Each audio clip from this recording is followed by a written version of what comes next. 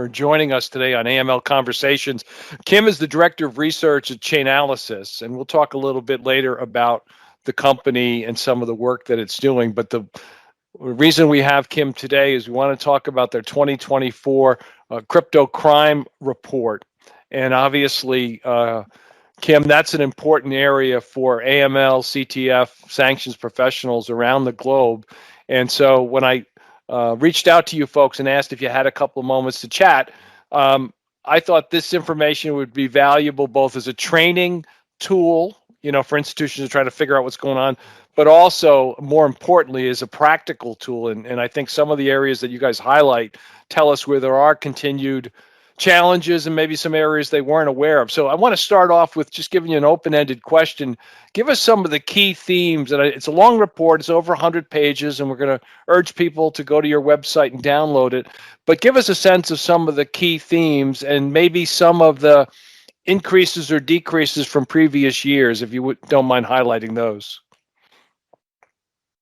There's a lot going on in this report, and there's over 10, 12, maybe different types of criminal activity that we trace, that we cover, and even those should probably be broken down into more categories. So it's hard to create these generalizations around crypto crime trends.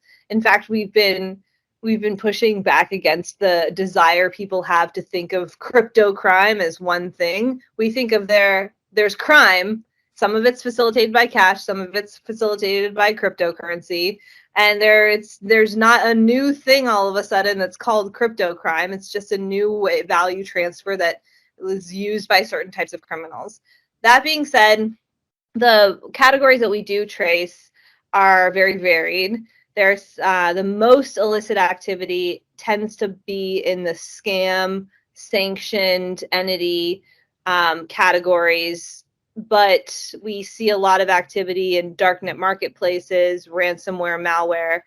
Everything this year between 2022 and 2023 now declined year on year, except for two categories, ransomware and darknet marketplaces. So we were really surprised. I think the biggest takeaway from the report, if you had to focus it on one takeaway, would be the ransomware, the resurgence of ransomware and the return of ransomware to the scene, because we kind of thought we had addressed that. And we had been winning a lot in ransomware. But in fact, we saw ransomware kind of quietly resurge, and the same with darknet marketplaces after a few disruptions. I think that the underlying takeaway from that is that we're seeing a lot of really great wins in law enforcement cracking down on crypto crime, but it has to be, you don't just crack down and then go home. You have to continually kind of crack down. And so the cool thing about cryptocurrency is that we can see this happening in real time, and we can see the impact of law enforcement initiatives and efforts and that happening in real time. And we're trying to kind of surface that in the report. So on the sanctions space, which is something our community cares a lot about, it's, I assume, both a method of sanctions evasion using crypto and just in general, the utilization of that value to avoid detection in general, right? So how does it relate to what's been going on in Russia, North Korea, and places like that? I know your report touches on those regions, but in terms of crypto, utilization of crypto in that area, can you give us some broad examples of how that what you've identified? It's a great question on what sanctions means. A lot of there's two types of sanctions that we trace: sanctioned jurisdiction, which would be a jurisdiction that faces comprehensive sanctions like Iran and North Korea, and then a sanctioned entity, which is when OFAC officially designates a service, a name, a cryptocurrency address as being sanctioned. And so we track both of these. And sanctioned entity, meaning a service that OFAC has officially, or other organizations have officially sanctioned, is the biggest source of illicit activity that we track. And a lot of that goes down to the kind of a shift that we saw happening in recent years, where we're not seeing addresses that are owned by the SAM actors after they shut down getting sanctioned. We're seeing active large services in certain jurisdictions, namely Russia, getting sanctioned. And that means that a whole lot of crypto transaction volume is suddenly tagged as being associated with sanctioned entities. And what that means is when OFAC sanctions Tornado Cash, when OFAC sanctions Garantex, that means billions and billions and billions of dollars is suddenly moving from maybe high risk exchange or no KYC exchange category into this is sanctioned activity. And that's where we see the most activity. And so I think our data and what we've shown in our sanction report is actually more of a reflection of sanctioning strategy than shifts in people using crypto to evade sanctions. I think you might see more of that in our sanction jurisdiction category. Well, that makes sense. Looking at some of your key metrics here, you say funds stolen in hacks decreased by a lot, by 54% to 1.7 billion, though the number of individual hacking incidents actually grew. What do you attribute that to? There's a few things that we could attribute that to. One is that the amount of money being held by these groups and organizations that are holding crypto assets it's reduced, maybe because we've been in a bear market. Mm-hmm. So there's not one hot pot that you can hit and get away with as much money, but there are still a whole lot of incidents.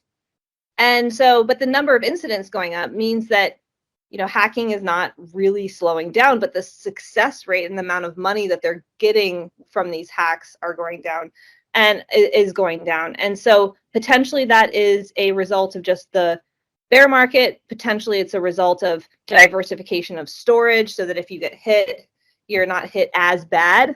But one thing that we do know, and we highlight this in the report, is in previous years, a lot of the vulnerabilities were DeFi vulnerabilities or on-chain vulnerabilities that are specific to cryptocurrency, like bad code. And halfway through last year, we saw that change. So now we're seeing many more security breaches, things that you might see in a traditional banking sector are hitting cryptocurrency. So the criminals are evolving. They're still attacking a lot. They're less successful, so they're turning to new methods. And potentially services are doing a better job of not having all their funds in one place where they can then suffer extreme losses. I'm jumping around a bit, as you can tell. One of the things we're doing at RightSource next month in July, we're actually doing a webinar entirely on romance scams. So I noticed that that's one of the scams that you folks highlight. It's also known as pig butchering, as our clientele know. Talk a bit about that, how crypto factors into romance scams, if you don't mind. That was actually one of the areas where our report faced the most criticism in the past year, was our scam section, because we said scam was going down, but everyone is hearing about pig butchering, romance scams going up, and it's impacting more and more people, and it's this horrible existential threat, which it is. Right. And there's two things happening there. One, a lot of scamming historically has been driven by extremely large successful Ponzi schemes, such as Plus Token, that get $4 billion. Mm-hmm. And that is one service that then maybe it was a legitimate service and then it switched to a scam, but they're able to get billions and billions of dollars from people. But people have to say, hey, I'm going to invest in this company that's going to triple my money every 5 seconds. And I think people have kind of learned that is not that likely to actually be a reality. So we've seen a decline in investment scams, which tend to be these multi-billion-dollar scams. But in replacement, we are seeing romance scams coming in. And these are much harder to scale and to quantify, because you don't just go to www.romancescam.com to, you get a text message from someone who gives you an address, and oftentimes it's an address that's never been used before. So it's harder for Chainalysis to scale this full size of romance scams. which is it's an initiative that we're really trying to prioritize. That being said, we do have some really good data on it, and it's by far, even with those difficulties in what we call attribution, it's the fastest growing crime type. There's a lot of people reporting these addresses that then they get put into our system, and we can make connections of those addresses to other addresses. And it is a big part of the ecosystem this year. I would say it's a tough one to scale comprehensively, though.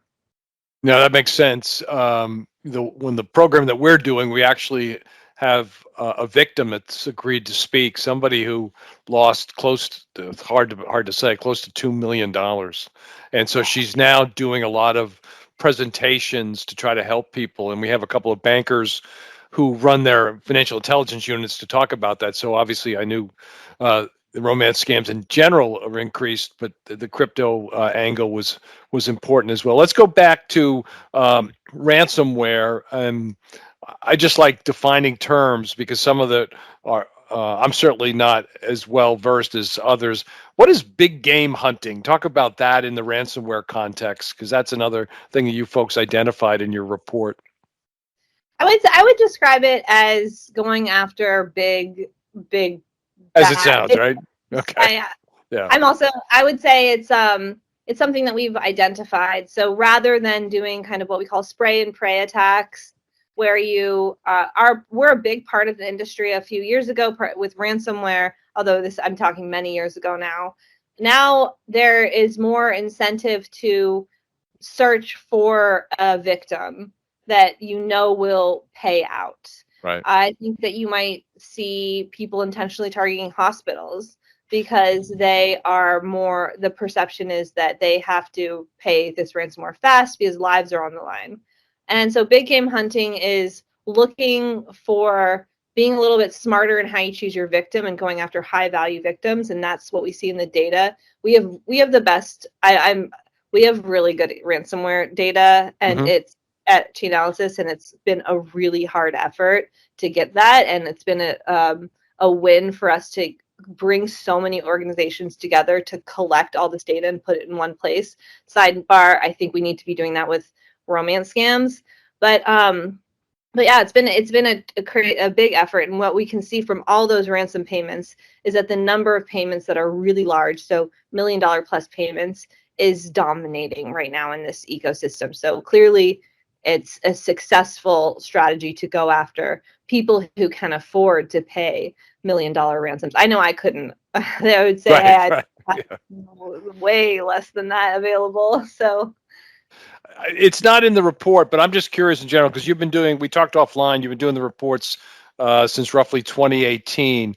Was there any dramatic change one way or the other during the pandemic in terms of crypto utilization one way or the other? I mean, obviously crypto continues to evolve and people are more aware of it and more people potentially are using it. But in general, what has any of your research, not in this report necessarily, but just in general, what has Chainalysis discovered, if anything, about what happened during the pandemic regarding crypto? Or was it just however it was evolving regardless, if that makes sense?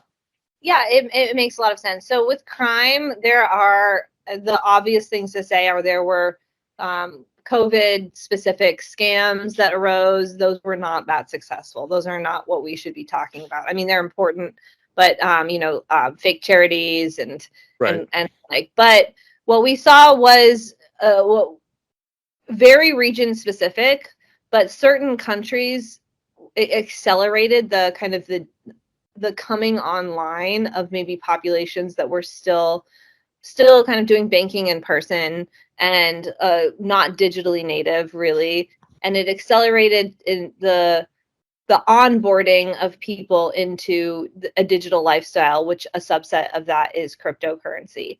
And as a result of that, you would experience probably more consumer types of criminal activity as more consumers come online. Maybe that's an increase in darknet market activity. We had some research that said more people were purchasing drugs on darknet marketplaces because of the COVID, but that was that was not statistically significant, nor nor something that I would really get behind, other than, hey, it might kind of make sense, but the data did not prove that that is definitely happening.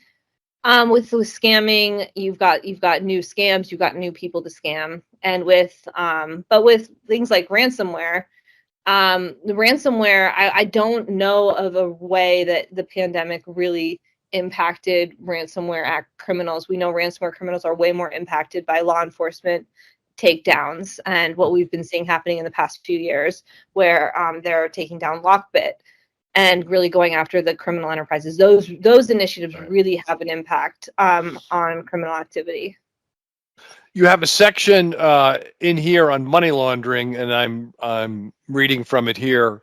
Crypto money laundering key trends in 2023. You say that illicit addresses sent 22.2 billion worth of crypto to services, which was a significant decrease from the 31.5 billion sent in 2022. And then you offer that some of the drop may be attributed to an overall decrease in crypto transaction volume, both legit and illicit. However, the drop in activity was steeper at 29.5% compared to 14.9 in total transaction volume. Just in general, do you have what does your analysis tell you as to the reason for that? Is it again law enforcement being not engaged, wrong word, but being successful, or are you still going to look? I mean, I'm looking at the chart from 2019 to now, and in 2021 it was 18.38, and then you jumped up to 31. That was a massive increase, and then down to 22, which is a decrease, but not as dramatic as the increase there. What are you folks? What's your analysis based on that, or do you need more data to see why the cryptocurrency volumes are less for money laundering now than they were before? I would say that there's two types of money laundering that we are interested in as an industry. There's probably way more than that, but I'm going to call it crypto native and non-crypto native. Our money laundering section focuses on crypto native money laundering. And what that means is when the crime occurred on the blockchain, ransomware was paid, there was a darknet market purchase, and then the criminal has those funds, and then they move the funds to an off-ramp. So basically, unless that criminal is 100% holding that as a hodler forever, they have to move the funds at some point. And so typically they move them to an off-ramp or a conversion service, which we can often trace through. And so money laundering in the crypto, when the crime is on the blockchain, kind of just is par for the course with it's gonna happen when there's a criminal activity. It's just how long do they choose to sit on it before they move those funds. So a lot of it is just because of the way we think about crypto native money laundering. There's another type of money laundering that is arguably far larger and more important. And we're actually, because of this nuance that I've just discussed, we're doing a full money laundering report to make this differentiation clear, which is when any crypto is used at any stage in the money laundering process. So layering, there's an illegal purchase, maybe using fiat, and then that's moved onto the chain to send a cross-border payment. So we're looking into that, which it would not be included in these numbers and is arguably much larger, although much harder to scale. So that is a different beast, and we don't have a sense of if it's growing, if it's declining. And although in this report we're trying to answer that, and I guess in direct answer to your question on why do we see these trends, like I said, it's directly because of the way that transactions are registered on the blockchain, and by definition a criminal has to move those funds, and the second you move those funds you're engaging in laundering if it's going to an off-ramp.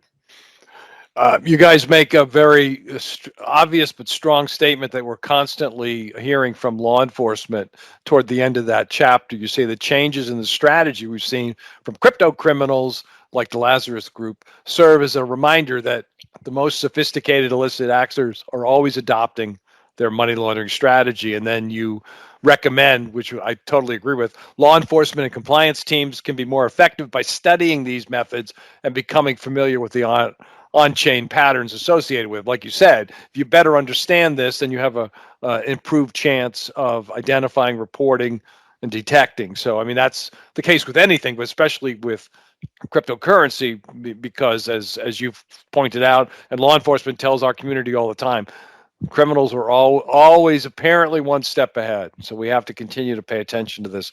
I'm not going to ask you the specifics on the section on terrorist financing. I'm just going to tell people to take a look at it. But one of the things that I noticed in that section, well, two, one was the use, and we've seen this ourselves, the use of social media, whether GoFundMe pages and other things like that, that are asking for donations to phony charities and things like that, that are fronts for criminal organizations or terrorist groups and utilizing cryptocurrency. But there's also a comment in that section about the importance of collaboration, again, between the private and public sectors. And that is, I mean, that's essential throughout, AML responses in general.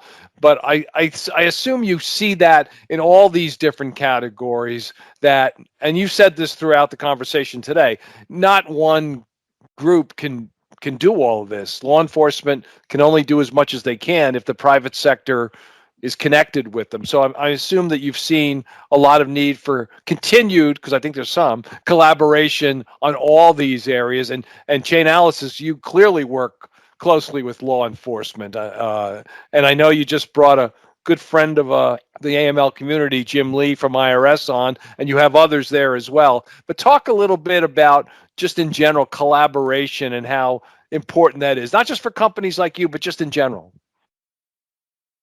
I would say it's always been just naturally how things end up working out. When you're doing a case, we focus on the data, and law enforcement brings another angle, and then our partners will bring another piece of information because they focus on maybe off-chain intelligence. And when you have I'm not law enforcement, I don't have a law enforcement background, but my understanding is a lot of times localized law enforcement investigations can be very siloed and not have access to maybe all the information that would be available if there was just kind of a way to blow open all the information pathways of where information is stored, what types of information are available pertaining to a certain case.